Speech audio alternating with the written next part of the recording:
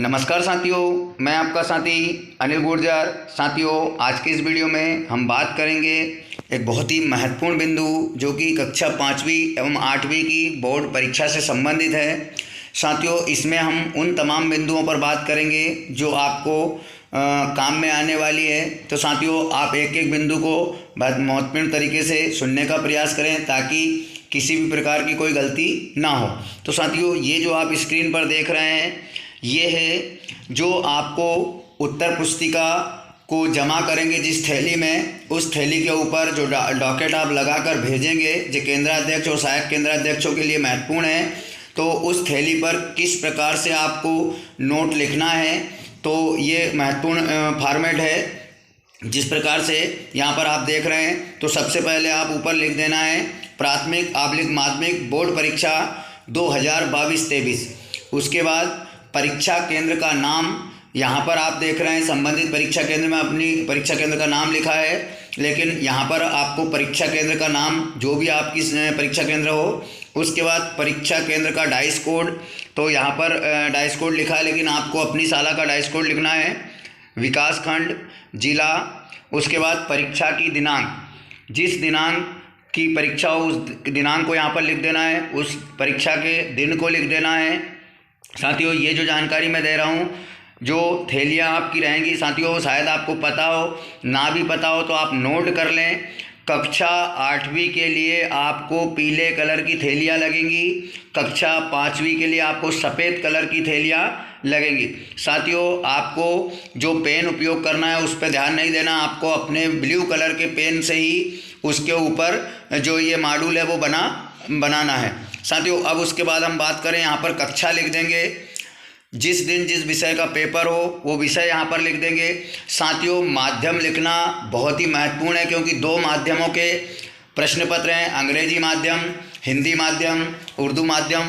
तो आपके परीक्षा सेंटर पर जिन जिन माध्यमों के बच्चे बैठे हैं, उन बच्चों के अलग अलग माध्यम की अलग अलग थैलियों में कापियाँ जाएंगी। एक बार पुनः नोट कर लें कि अगर आपके सेंटर पर हिंदी माध्यम के भी बच्चे बैठे हैं और अंग्रेजी माध्यम के बच्चे भी बैठे हैं, तो साथियों जैसे कक्षा 5 और 8 के दोनों माध्यमों के बच्चे बैठे हैं, तो उस दिन आपको 2-2 थैलियाँ लगेंगी। मतलब कि आपको 2-2 थैलियों का उपयोग करना है। हिंदी माध्यम की कापियाँ अलग थैली में जाएंगी, अंग्रेजी माध्यम की कापियाँ अलग थैली में जाएगी, यानी एक कक्षा के लिए 2 थैलियाँ लगेंगी।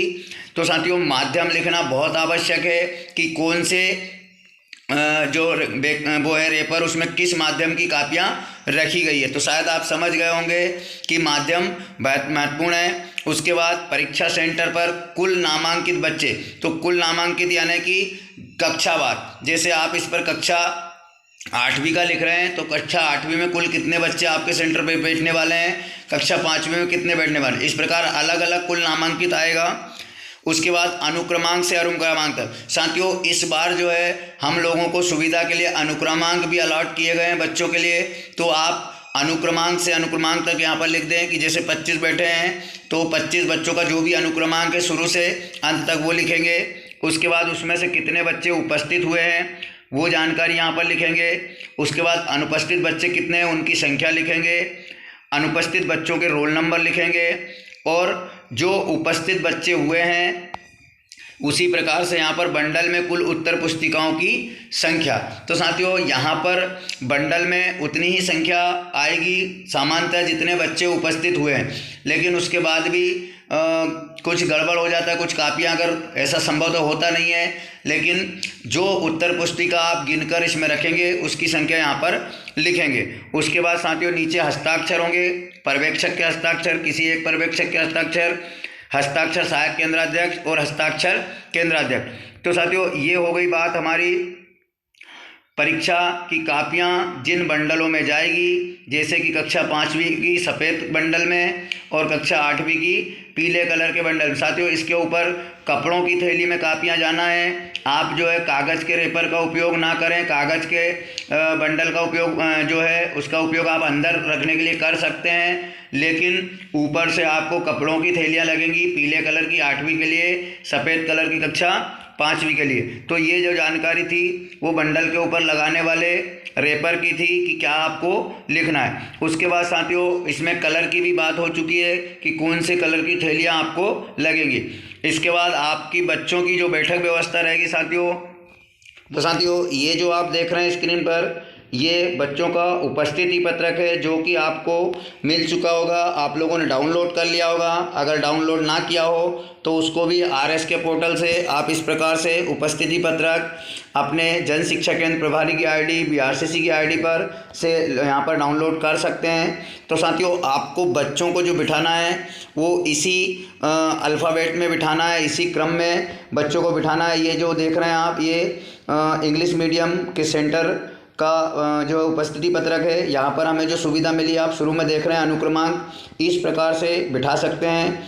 आपकी सुविधा अनुसार आप बिठाने में कक्षा 5 और 8 के बच्चों का अल्टरनेट भी कर सकते हैं कि एक कक्षा 5वीं का, एक कक्षा 8वीं। तो वह केंद्राध्यक्ष की सुविधा अनुसार होगा कि वह अपने केंद्र पर किस प्रकार बच्चों को बैठाते हैं। आप कक्षा 5वीं के बच्चों को एक कमरे में, कक्षा 8वीं के बच्चों को एक कमरे में, इस प्रकार से भी बिठा सकते हैं। तो ये उपस्थिति पत्रक है, ये बहुत महत्वपूर्ण पत्रक है। ये बच्चों के हस्ताक्षर के लिए प्रति दिवस आपको काम में आने वाला है। अगर किसी केंद्राध्यक्ष साथी को अभी तक भी ये उपलब्ध नहीं हुआ है तो वह तत्काल अपने जन शिक्षक के माध्यम से अपने संकुल केंद्र प्रभारी से निवेदन करके इस प्रकार के पत्रक निकला लें, क्योंकि कल जो है इस प्रकार की सुविधा आप लोगों को जो है सुबह पेपर होने के कारण नहीं मिल पाएगी।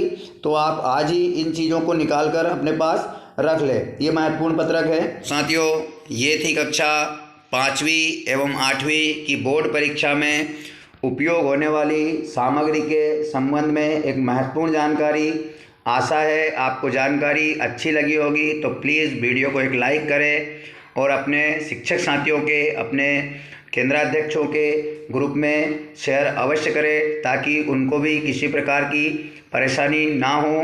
तो साथियों मिलते हैं इसी प्रकार की नई जानकारी के साथ अगले वीडियो में। तब तक के लिए जय हिंद।